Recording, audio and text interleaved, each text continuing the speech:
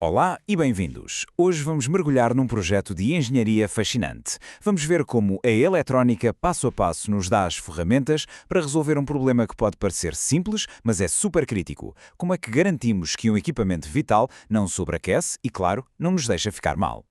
Pronto, o desafio está lançado. Como é que se impede que um gerador de energia, uma peça fundamental, entre em sobreaquecimento? A resposta, claro, está num sistema automático de refrigeração. E o segredo é esse mesmo. Tem de ser automático, tem de agir no momento certo. Vamos ver como se faz. Então, para sermos bem específicos, a missão é esta. Temos de desenhar um circuito eletrónico que seja capaz de ligar uma ventoinha industrial, e não é uma ventoinha qualquer, estamos a falar de uma de 220 volts. E o gatilho? O momento exato em que a temperatura do gerador passa a barreira dos 80 graus Celsius. Ok, primeiro passo, e é o mais básico de todos, a alimentação. Pensem nisto como o pequeno almoço do nosso circuito. Sem a energia certa, na forma certa, nada acontece. É a base de tudo. E logo aqui, deparamos-nos com o primeiro grande obstáculo. A tomada na parede dá-nos 220 volts de corrente alternada, certo? É uma energia, digamos, bruta. Mas os nossos componentes eletrónicos, o cérebro do sistema, são muito mais delicados. Eles precisam de 12 volts de corrente contínua, limpinha e estável. É como tentar dar de beber uma mangueira de incêndio a uma planta pequenina. Temos de adaptar o fluxo. E como é que se faz essa tradução de energia? Bem, com uma fonte de alimentação, que funciona em 4 etapas bem definidas. Primeiro, entra em cena o transformador. A missão dele? Pegar nos 220 volts brutos e baixá-los para uns mais simpáticos 12 volts, ainda em corrente alternada. Depois, temos o retificador. Este converte a corrente alternada naquilo que podemos chamar de corrente contínua aos soluços. Ainda não está perfeita. É aqui que entra o filtro, que vai alisar esses soluços, tornando a corrente muito mais suave. E por fim, a cereja no topo do bolo, o regulador. Este componente garante que a saída é exatamente 12 volts, estáveis e perfeitos para os nossos componentes mais sensíveis.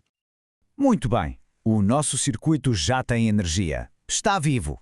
Mas agora vem a parte inteligente. Como é que ele sabe que está na hora de agir? Como é que ele consegue de facto sentir a temperatura a subir no gerador? Precisa de sentidos, tal como nós. E para isso, a nossa escolha recai sobre um componente muito específico, um sensor PT100, isto é, um tipo de RTD, que significa Detetor de Temperatura por Resistência. O nome parece complicado, mas a ideia é simples. Escolhemos este porque, em ambientes industriais, precisamos de duas coisas: precisão e robustez, e o PT100 dá-nos as duas. E aqui é que a coisa fica interessante, porque temos um problema de comunicação. O nosso sensor, o PT100, é muito bom a fazer uma coisa. Ele muda a sua resistência elétrica conforme a temperatura muda. É a linguagem dele. O problema? O resto do nosso circuito, o cérebro, não percebe nada de resistência. Ele só entende uma linguagem, a da tensão elétrica. Temos um tradutor em falta. E quem é o nosso tradutor? É um circuito clássico e super engenhoso chamado ponte de Wheatstone. Pensem nela como uma balança de precisão para eletricidade. De um lado colocamos o nosso sensor PT100. Quando a temperatura sobe e a resistência do sensor muda, a balança desequilibra-se. E esse desequilíbrio gera um sinal de tensão que o nosso circuito finalmente consegue ler e entender. Ok, fantástico. O nosso sistema já tem energia, já consegue sentir a temperatura e já traduziu essa sensação para uma linguagem que entende. Atenção, agora chegamos ao momento da verdade. O sistema precisa de um cérebro para tomar a decisão. Ligo ou não ligo a ventoinha? E o cérebro da nossa operação é um componente eletrónico incrivelmente versátil, o amplificador operacional, ou, como é mais conhecido, o op-amp. Neste caso específico, vamos usá-lo numa configuração chamada comparador, que é exatamente o que o nome sugere. Ele vai comparar duas tensões e dizer-nos qual delas é a maior. Basicamente, o trabalho do op-amp é fazer uma única pergunta, vezes sem conta, sem se cansar. A tensão que está a vir do sensor de temperatura é mais alta do que a tensão de referência que nós definimos para os 80 graus? É uma pergunta de sim ou não, maior ou menor. Simples, direto e eficaz. E a lógica dele é absolutamente binária. Como se pode ver, enquanto a temperatura estiver abaixo dos 80 graus, a resposta do op-amp é não.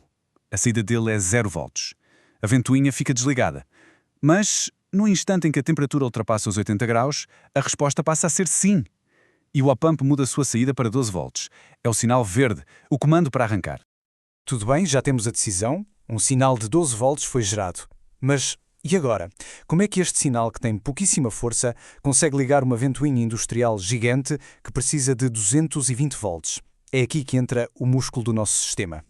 E este é um ponto absolutamente fundamental. Os 12 volts que saem do op-amp não são para alimentar nada. É apenas um sinal, uma ordem, vai! Se tentássemos ligar a ventoinha diretamente com este sinal, bem, o nosso op-amp virava fumo numa fração de segundo. Precisamos de um amplificador, alguém que pegue na ordem e tenha força para executar. E para isso, criamos uma espécie de cadeia de comando. O op-amp, o nosso general, dá a ordem de 12 volts. Essa ordem vai para um oficial, um transistor. Este transistor funciona como um interruptor eletrónico rápido. A sua tarefa? Ativar o soldado da linha da frente, que é o relé. O relé é um interruptor robusto, feito para aguentar pancada.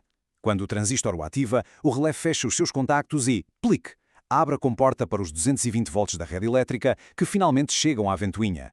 E claro, como em qualquer bom projeto, os pormenores contam.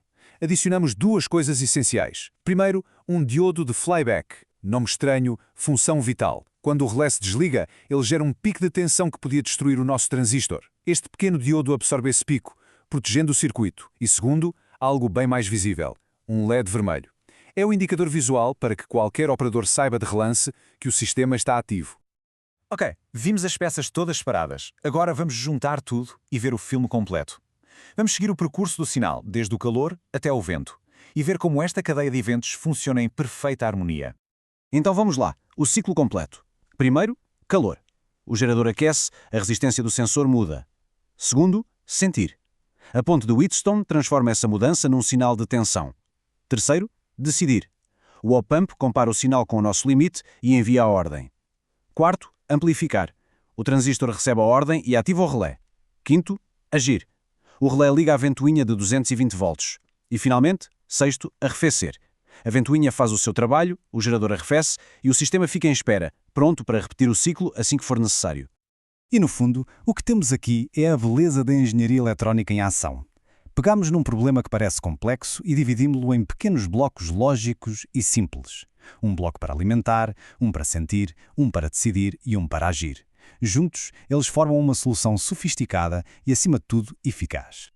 Isto que acabámos de ver é, na sua essência, o coração da automação e deixa-nos a pensar se esta lógica de sentir, decidir e agir funciona aqui, onde mais no nosso dia-a-dia poderíamos aplicá-la. Que outras máquinas, que outros processos poderíamos tornar mais inteligentes com um circuito baseado nestes mesmos princípios. Fica a reflexão.